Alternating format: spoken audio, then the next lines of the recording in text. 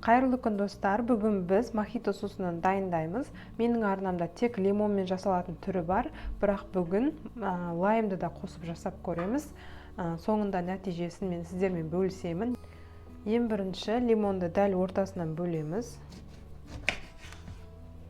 Және осының суын ыдысымызға сығып құйып аламыз. Ал қалған лимондарды жұқа етіп кесіп саламыз.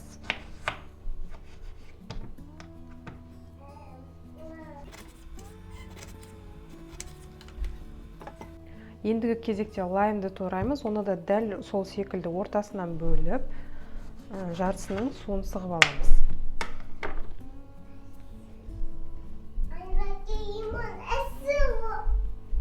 Апаңа бердей бар.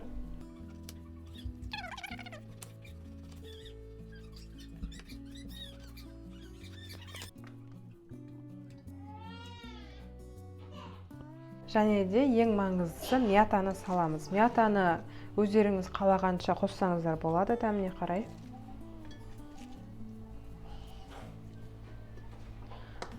Осындай кішкене бөлігін қазір қасықпен езіп, ішіне құямын.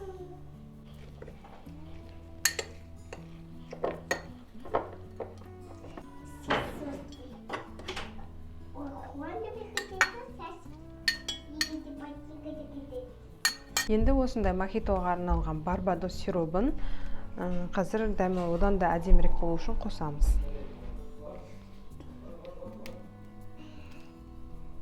Сиропты құйып алдық, енді ең соңғы этап осындай газдалған суды құямыз.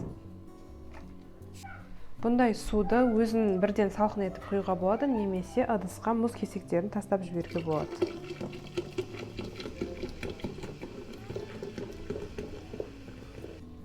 Енді барлығын жақсылап қасықпен араластырамыз.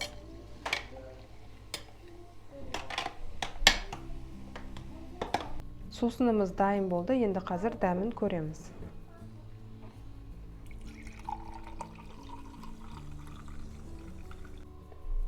Ішей,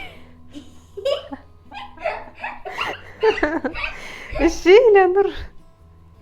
Ішей видео атырып атырмын.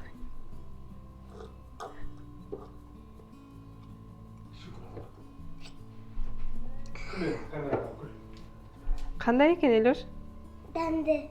Достар, мінекей осымен біздің мохито сусынымыз дайын. Әрине лайм қосылған түрі өте дәмді болып шығады екен.